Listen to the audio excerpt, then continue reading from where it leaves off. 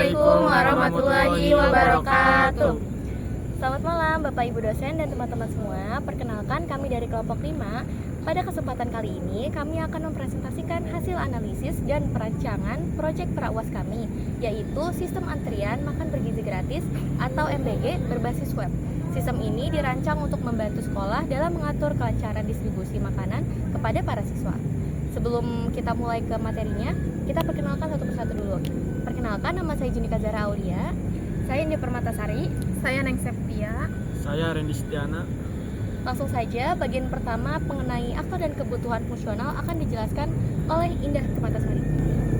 Terima kasih. Berdasarkan sistem yang kami rancang, terdapat 3 aktor utama yang berinteraksi dengan sistem, yaitu siswa sebagai penerima MBG, petugas distribusi atau petugas dapur, dan admin sistem. Dari ketiga aktor tersebut, kami merumuskan 5 kebutuhan fungsional utama sistem, yaitu 1. Sistem harus menyediakan fitur login atau autentikasi untuk semua aktor. 2. Sistem memungkinkan siswa untuk mengambil dan melihat status nomor antrian. 3. Sistem memungkinkan petugas untuk memanggil nomor antrian secara berurutan. 4. Sistem dapat mencatat dan memperbarui status pengambilan makanan, misalnya dari menunggu menjadi selesai. 5. Sistem memungkinkan admin untuk mengelola data siswa serta mencetak laporan harian. Untuk melihat lebih detail pertukaran sistem, kami merancang 4 sequence diagram. Pertama, proses login. Siswa menginput username dan password, lalu sistem memverifikasi ke database. Jika valid, dashboard akan ditampilkan. Kedua, mengambil nomor antrian. Siswa merequest nomor antrian, sistem menggenerate nomor baru, menyimpan di database, lalu menampilkannya ke layar siswa. Ketiga, petugas memanggil antrean. Petugas merequest antrean berikutnya. Sistem mengambil datanya dari database, lalu menampilkan nomor yang dipanggil. Keempat, pencatatan status. Saat pelayanan selesai, petugas menekan tombol selesai. Sistem memperbaharui status di database, lalu memberikan notifikasi keberhasilan. Bisa kita lihat pada use case diagram ini, semua aktor diwajibkan untuk melakukan autentifikasi atau login terlebih dahulu. Setelah login, siswa bisa mengambil dan melihat status antrean. Petugas bertugas untuk memanggil dan memverifikasi pengambilan, sementara admin berfokus pada pengelolaan data dan pelaporan. Selanjutnya adalah activity diagram. Untuk proses pengambilan makanan oleh siswa, alurnya sangat sederhana. Siswa datang, membuka sistem web untuk menunjukkan nomor antrean. Sistem akan memeriksa apakah nomor tersebut sudah dipanggil.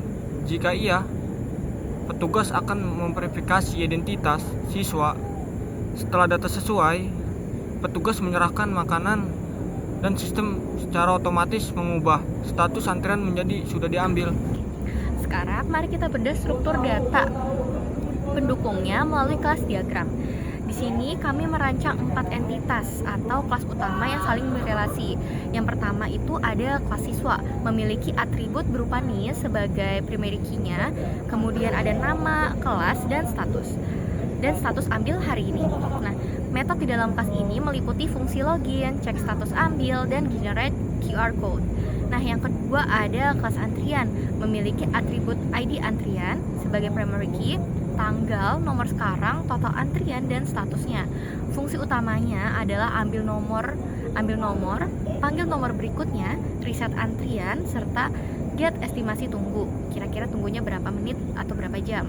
Nah, yang ketiga ada kelas petugas. Ini bagi petugasnya. Pertama ada menyimpan data ID petugas. Kemudian ada nama dan role atau tugasnya apa. Petugas dapat berinteraksi dengan sistem melalui fungsi login, update status antrian, scan QR code, dan konfirmasi validasi. Yang keempat ada kelas distribusi makanan. Bagian ini digunakan untuk mencatat riwayat pengantrian melalui atribut ID distribusi, waktu ambil, menu hari ini, dan keterangannya. Kelas ini memiliki operasi buat catatan dan cetak laporan harian. Hubungan antara kelas ini juga diatur secara presisi. Satu orang siswa dapat melakukan pendaftaran untuk menghasilkan banyak data antrian. Nah, serta berhak menerima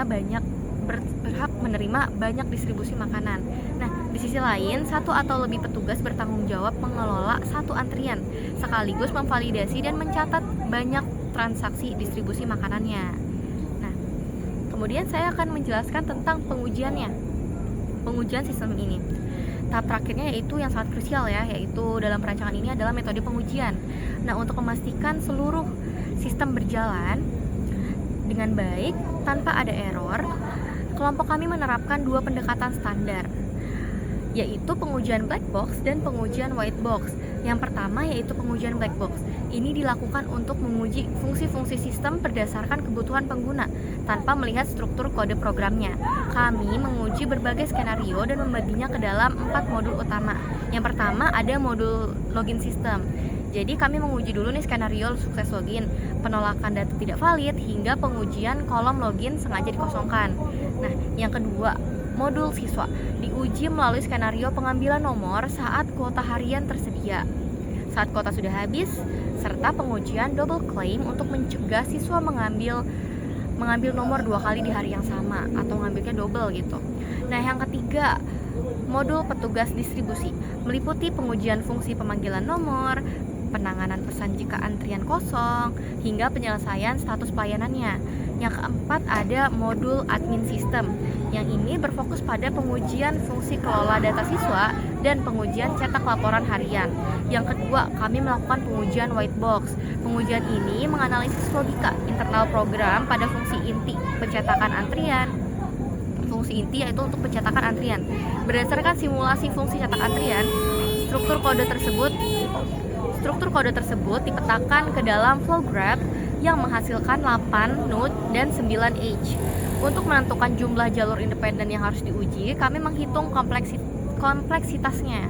Siklomatis menggunakan rumus VG sama dengan E dikurang N ditambah 2. Nah, dengan 9 edge dan 8 node, perhitungannya menjadi 9 dikurang 8 ditambah 2 sehingga diperoleh nilai 3. Nah, nilai ini juga kami validasi dengan rumus alternatifnya.